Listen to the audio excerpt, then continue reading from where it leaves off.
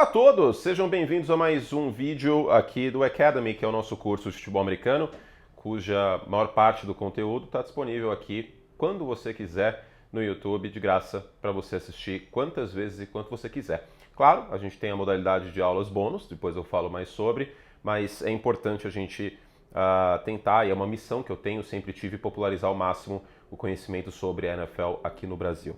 Então, essa é a aula 2, a aula 1 está na descrição, nos comentários fixados, enfim, na playlist, você consegue achar fácil na home do canal. A aula 1 e a aula 1,5 sobre a free agency, sobre contratos, né? Essencialmente sobre contratos. Eu não entrei no mérito de free agent restrito e irrestrito, o mais importante é como os contratos funcionam. E a aula 2 não poderia ser outra, a aula 2 é sobre o draft da NFL, os segredos do draft da NFL, como alguns termos fazem muito sentido, teto, piso, trade down, tier, board. Cara, eu vou falar de tanta coisa aqui. No Combine eu não vou falar necessariamente, mas como que funciona uma War Room, como que funciona um time durante o draft, por que trocar para cima, por que trocar para baixo, que mais que tem aqui? Olha, essa aula vai ser longa, hein? Vai ser bem longa. Piso e teto, como eu já falei, como isso influencia durante o draft, valor posicional, um termo muito importante, especialmente quando a gente fala de running backs no draft, mas também linebackers e tudo mais. Enfim, estudo de caso também na aula bônus, que a gente vai fazer alguns estudos de caso de alguns drafts. Se preparem porque vai ser longo. Aqui não tem chamada, não vai precisar passar a lista. Aliás, professor que fazia a chamada que não se garantia, né? Não, vou falar a verdade. Se eu fosse professor de faculdade, eu ia passar a lista. Vem quem quer.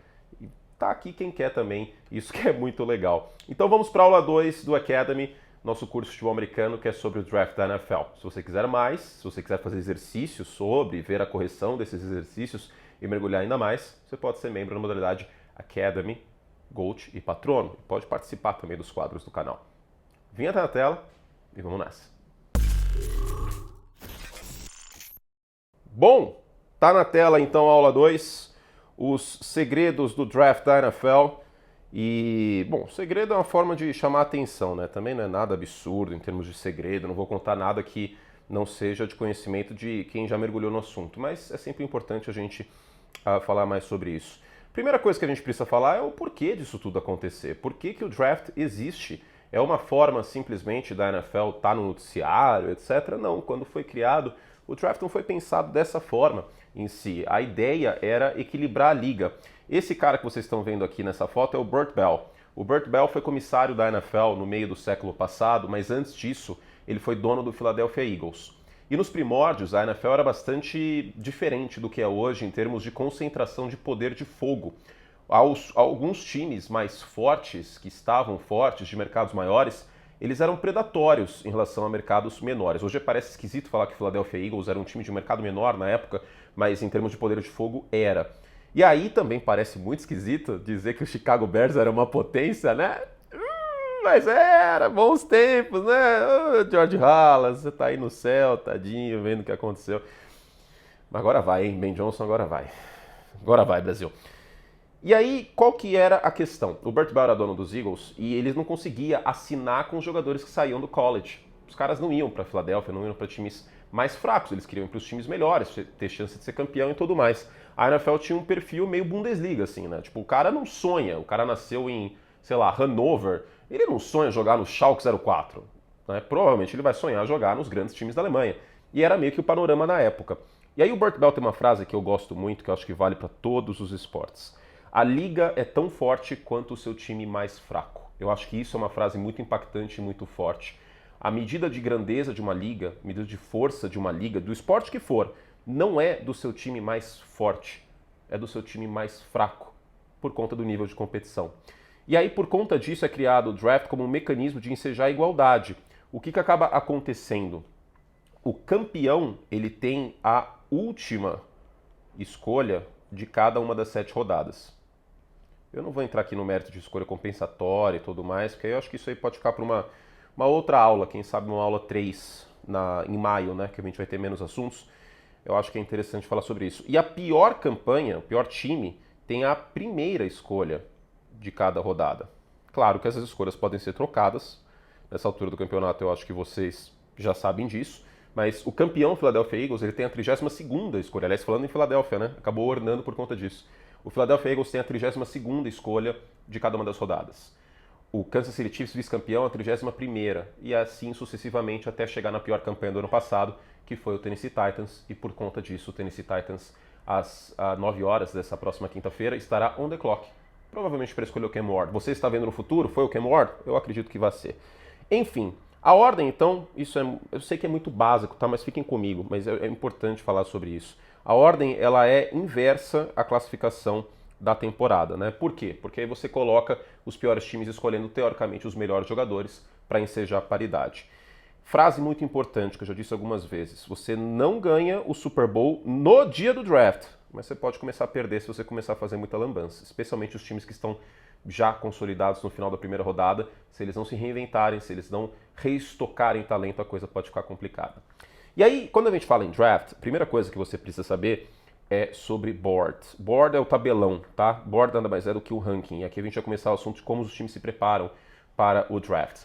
Quem toma a decisão é o General Manager. Existe uma equipe junto com ele, tá? Tem um diretor de pessoal, Director of Player Personnel, mas quem toma a decisão é o General Manager.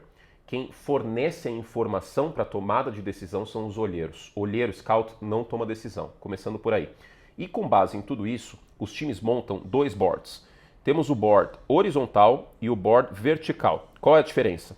O board horizontal é por posição, então você separa todas as posições. Quarterback, running back, wide receiver, tight end, defensive tackle, offensive tackle, cornerback, safety, até kicker. Todas as posições. Esse é o board horizontal. O board vertical é o board geral, são todos os jogadores, tá? Então eu coloquei um exemplo aqui do meu board horizontal para wide receiver. A gente tem o Travis Hunter, depois o Tetairoa McMillan, Matthew Golden, Mickey Ibuka e o Luthen Burden, tá? Esses são meus 5 principais wide receivers. No board vertical acaba coincidindo do Travis Hunter ser o primeiro também, mas aí depois a gente tem o Abdul Carter, que é edge, o Mason Graham, defensive tackle, o Washington Gentry, running back, e o Mark Starks, safety. Então, o board vertical, ele é de todas as posições, ele é geral. O board horizontal é por posição. Isso vai ser importante para ter uma tomada de decisão rápida. E aí como que esse board é montado? O board vertical, ou seja, todas as posições, são várias coisas que influenciam. O termo tape é muito utilizado porque tape seria traduzido como fita, né? Mas ninguém usa fita mais, né? Só que esse termo foi criado quando as pessoas usavam fita, videocassete. Isso existiu já. Isso existiu. Tem muita gente que coleciona videocassete hoje em dia. Eu não acho que faz muito sentido, né? Porque a diferença do videogame daquela época tal tem todo um charme da arte de pixel tal. Eu acho que o filme em videocassete não faz tanto sentido hoje, porque a tecnologia permite que tenha mais realismo. Lógico que vai ter alguém que gosta de videocassete e vai ficar pistola com o que eu falei, mas tudo bem. O tape é o filme do jogador, tá? Não é os highlights.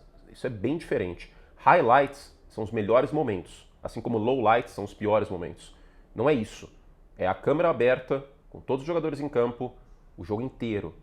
Lógico que, por exemplo, o wide receiver você pode querer cortar só para os alvos, né? Mas eu acho interessante você ver todas as jogadas. Eu vou dar um exemplo deste ano. Pode ser que eu queime a língua. Muitas vezes eu já queimei, não tem problema. Quem está na chuva é para se molhar. Luthen Burden, wide receiver de Missouri, que eu vi no tape muitas vezes ele desistindo no meio da rota, porque a bola não ia para ele ou porque ele falou, não vai rolar, ou ele estava de saco cheio no jogo.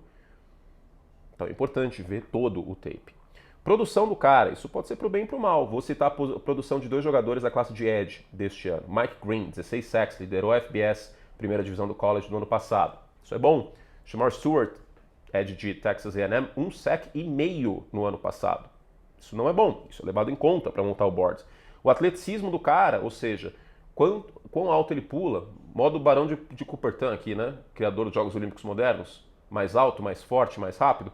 Quão alto ele pula, quão rápido ele fez o tiro de 40 jardas, a velocidade de jogo dele, que é muito importante, não só o tiro de 40 jardas ou os 3 cones no combine, o atleticismo, quem ele é como atleta, o caráter do jogador. Voltando ao exemplo do Mike Green, existe uma questão muito complicada dele ter 2 acusações graves fora de campo, que ele não foi denunciado e tudo mais, de violência sexual, e não foi pra frente, mas é uma questão.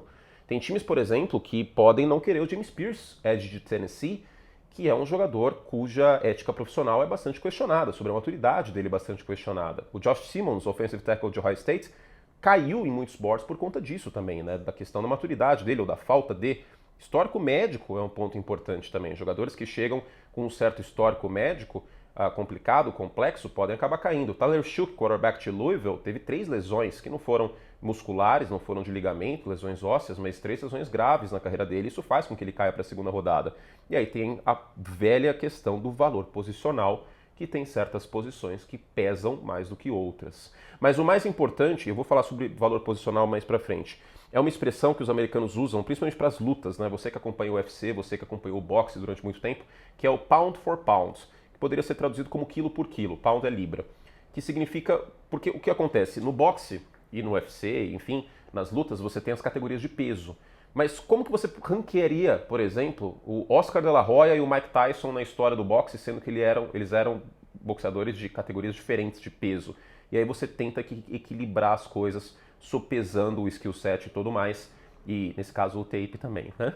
Enfim, e a gente tem o board horizontal. O que influencia o board horizontal? O skill set, que é o conjunto de habilidades do jogador. Vamos pegar o exemplo de wide receiver, como ele corre rotas, como que é o alcance dele, o alcance que eu digo, o reach dele, né?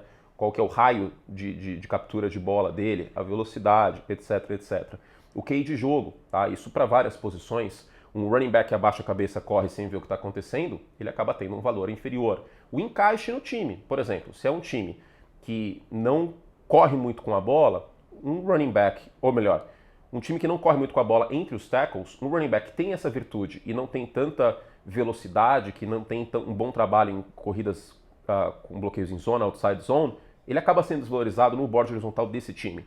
Um slot receiver, um cara que prioritariamente vai jogar no slot, um time que não usa muito o wide receiver número 3, o slot receiver, ele vai cair no board horizontal desse time. A versatilidade muitas vezes é importante, né? Em linha ofensiva, em linha defensiva, um safety que pode jogar como nickelback, um safety que pode jogar perto do box, então tudo isso é pesado.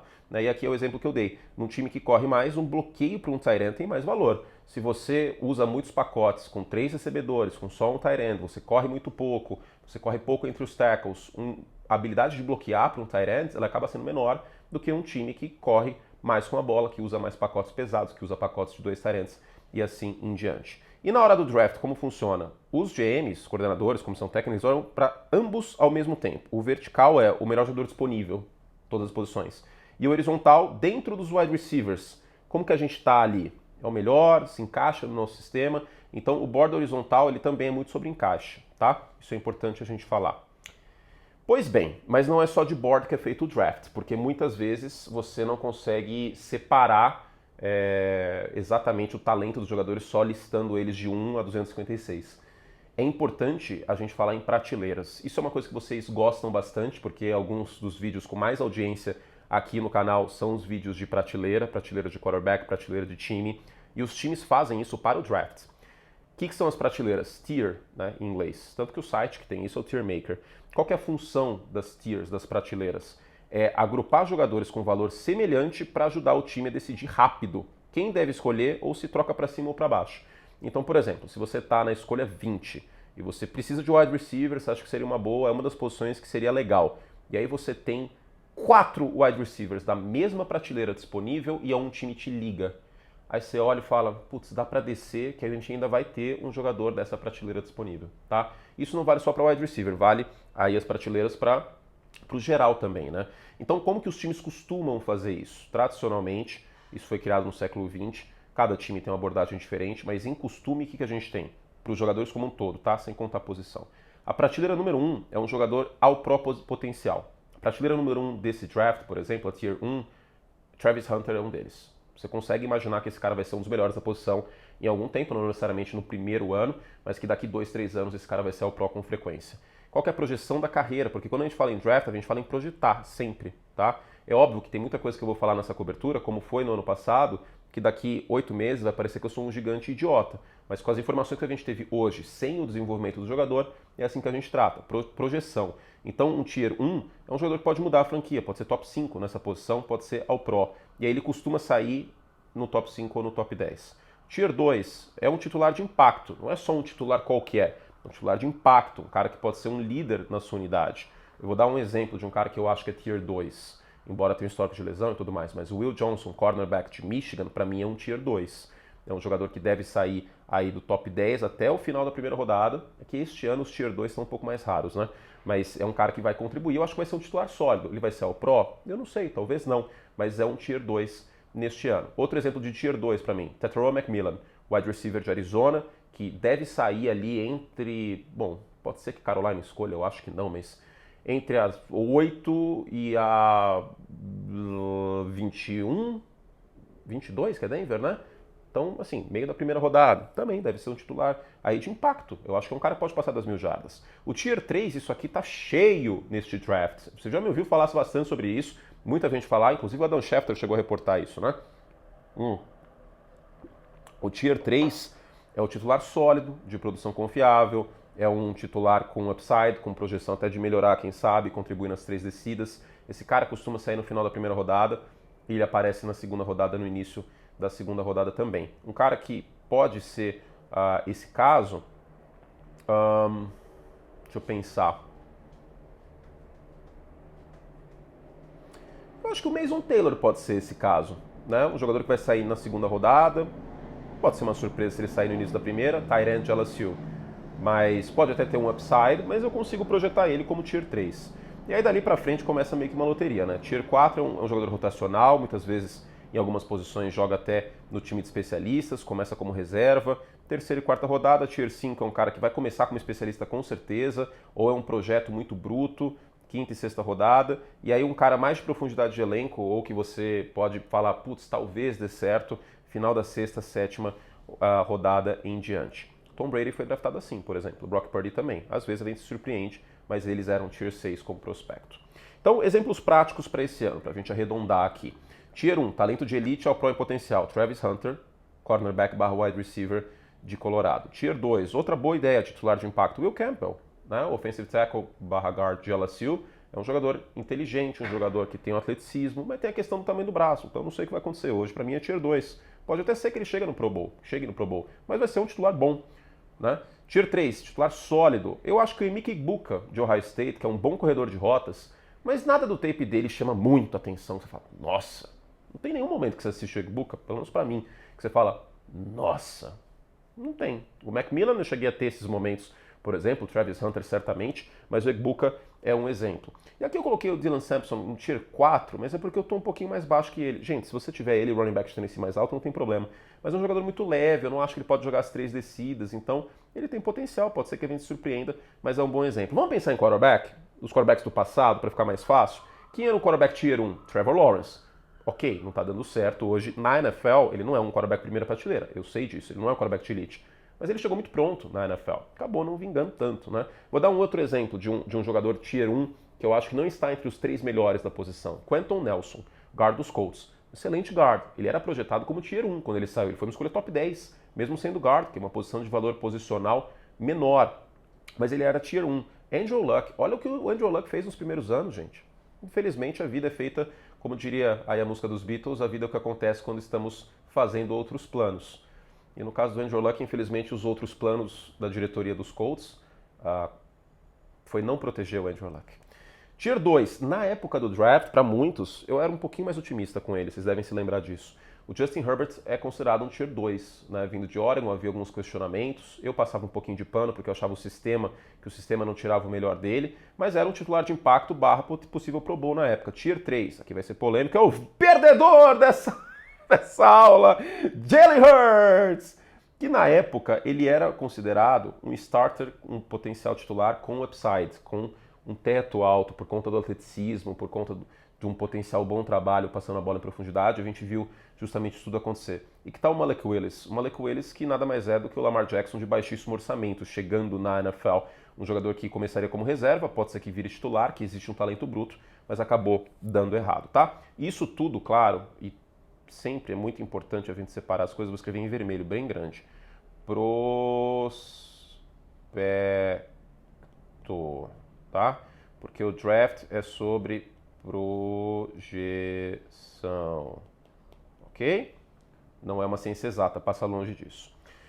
E para que servem esses boards, essas tiers, etc? O board vertical é para saber o nível de talento em posições diferentes, porque você vai agrupando jogadores e aí você vai vendo, putz, tem bastante jogador no top 10 do board vertical que é wide receiver, essa posição tá forte. Isso é importante também, né? E aí também para saber quanto vale subir e descer no draft. Então, por exemplo, sobrou ninguém de Tier 1 e você tá na sexta escolha.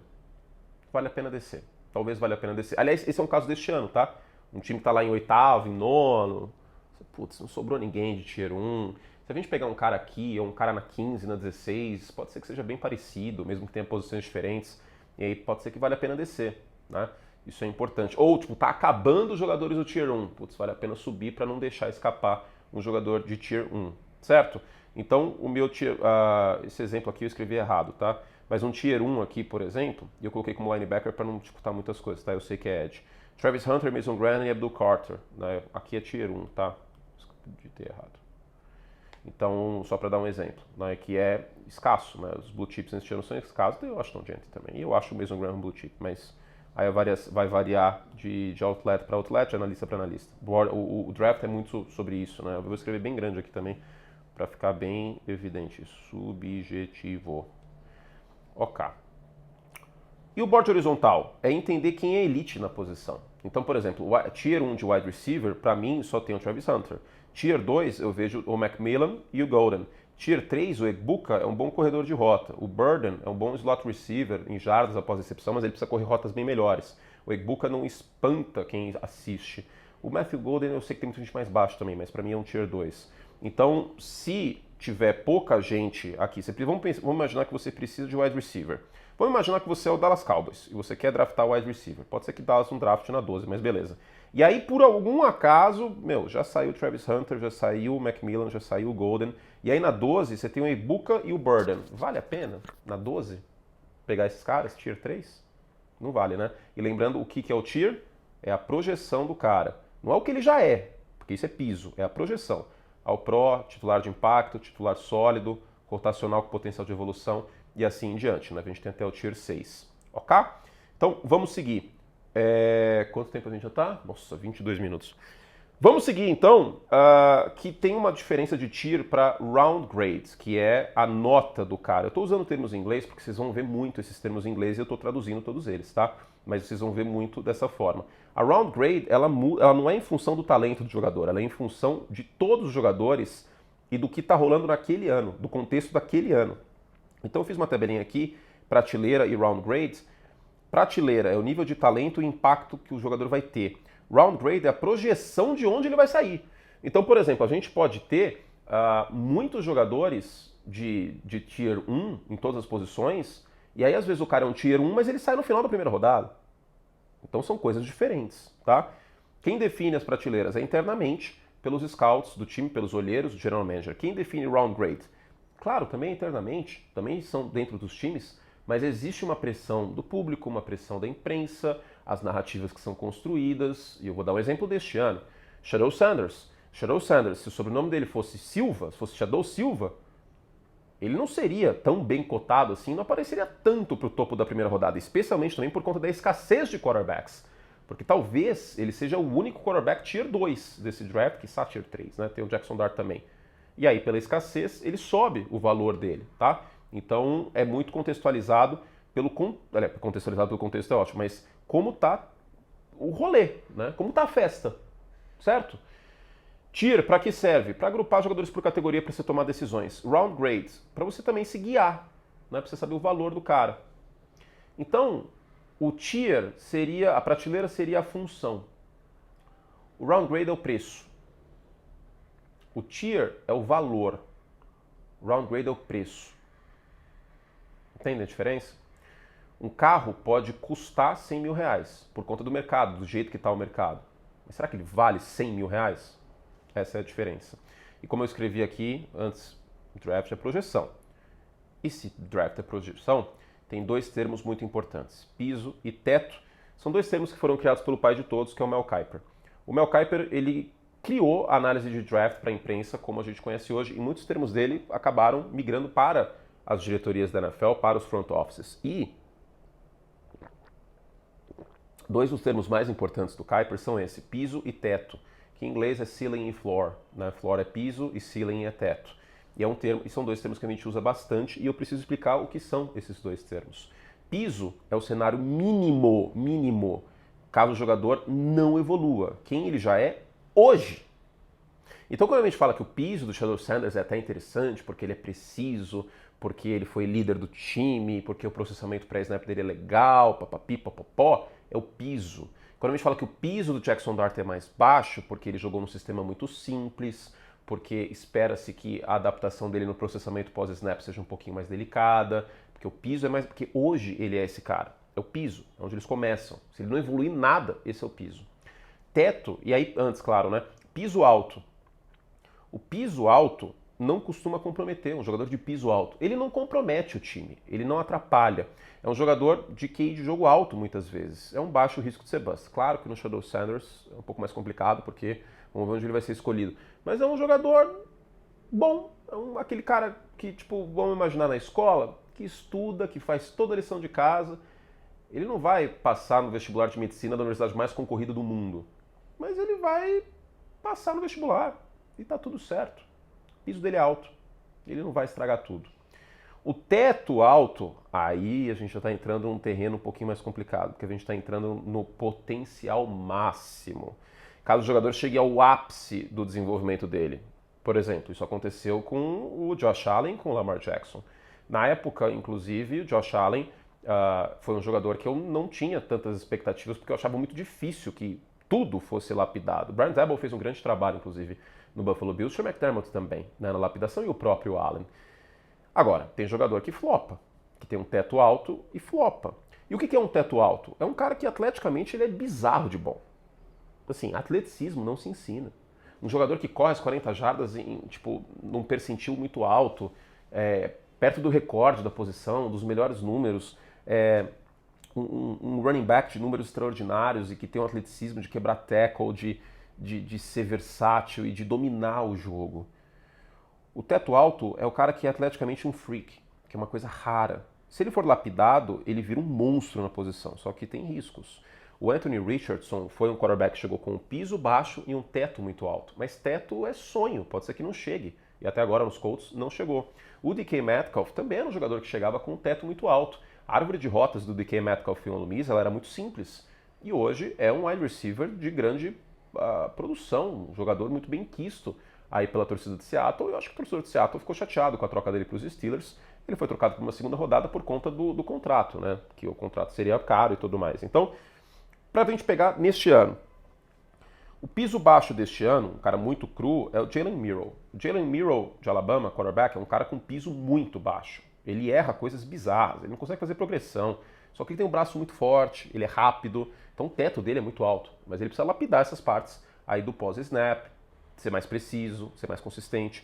E um teto baixo, para mim, é o Shedeur Sanders. O que determina muitas vezes teto baixo? Atleticismo. O Shedeur Sanders não é um jogador rápido, não é um jogador com um braço muito forte. O exemplo mais clássico de teto baixo recente são dois, na verdade, o Kenny Pickett e o Mac Jones. Dois jogadores com teto baixo. E quando você drafta quarterback na primeira rodada, é um risco draftar jogadores com teto baixo, porque a primeira rodada é bastante valiosa. O Trey Lance ficou enorme aqui, hein? Pera aí, deixa eu arrumar você, Trey Lance. Vamos lá. E como que o teto e o piso influenciam durante o draft, na tomada de decisão? Para subir no draft, você tem que justificar um teto alto. Subir no draft por um Zé Mané não compensa. Tá? Pode ser o caso de um cara com piso alto e um teto alto, mas já que você vai gastar mais, você tem que gastar num sonho, né? Você tem que gastar, contratar arquiteto, fazer reforma, gastar rios de dinheiro, que você tem um sonho. Pode ser que a reforma não fique boa, mas você tem um sonho. Você sobe para um jogador com teto alto. Não dá para subir para um jogador mais ou menos, né? Não dá. Então, subir no draft justifica se o teto for elite e raro. Agora, uma escolha segura no final da primeira rodada pode ser um jogador de piso alto. Aí você não corre o risco. Você já tem um time bom. Pega um cara ali com piso alto para continuar contribuindo. E aí as prateleiras são importantes, né? Às vezes você tem um jogador com teto maior, mas no mesmo tier de um piso mais seguro. E aí vale o momento. Você quer para o seu time. Você quer uma escolha mais segura ou você quer arriscar? É um grande jogo de poker. Aliás, essa é uma descrição muito boa do draft. É um grande jogo de poker do General Manager. Exemplo clássico de subir por teto alto. Patrick Mahomes, os Chiefs trocaram com o Buffalo Bills e, obviamente, a diretoria de Buffalo olha para trás e fica chateado que isso aconteceu. Deu certo. Mahomes é um quarterback com teto bem alto e chegou no potencial. Agora, John Lynch e Kyle Shanahan se arrependem amargamente disso. Subiram pelo Trey Lance. Não deu certo. Teto, portanto, teto é sonho, piso é realidade. E a arte do draft é decidir e ponderar se vale o preço, o sonho. Valor posicional. Nem todas as posições elas valem o mesmo no draft, porque nem todas as posições são escassas em talento da mesma forma ou abundantes. Nem todas as posições têm o mesmo impacto no jogo. É óbvio que um quarterback dá mais impacto em vitórias, embora a vitória de quarterback não seja uma estatística que tem que ser levada sozinha, ela precisa de contexto, do que um guard. O guard é importante também, mas o quarterback é mais. Então, geralmente, separa-se em quarterback, offensive tackle, edge, cornerback e wide receiver com posições premium e as outras nem tanto. Eu faço essa classificação para mim, tá? Se você quiser seguir, tudo bem, mas essa é a minha classificação. Quarterback, offensive tackle e edge são platina. Cornerback, wide receiver são ouro. Defensive tackle, tight end, safety são prata. Running back, guard, center, linebacker são bronze. E por que essa classificação é feita e como ela é feita? Impacto no jogo. Cadê? Impacto no jogo, escassez. E aqui que é a diferença para mim entre essas duas. Você consegue encontrar cornerbacks e wide receivers de talento, de boa produção, no segundo dia do draft, na segunda rodada e na terceira. Quarterback, offensive tackle e edge é mais difícil, porque o edge rusher, geralmente ele tem que ter um perfil atlético muito específico. O offensive tackle também. Não é todo dia que nasce um ser humano de 1,98 m com um braço enorme e consegue se movimentar com agilidade lateral, espelhar um outro jogador e bloqueá-lo. E quarterback, o processamento mental que se exige na NFL é uma coisa bizarra. E aí, quarterback e wide receiver você costuma encontrar mais no dia 2, por isso eu faço separação. Custo-benefício do contrato de calouro, porque o contrato de calouro de quarterback é o melhor custo-benefício, é o mais distante do contrato de um veterano. Um quarterback mais ou menos ganha 40 milhões. O quarterback de contrato de calouro ganha muito menos, menos da metade do que isso por temporada.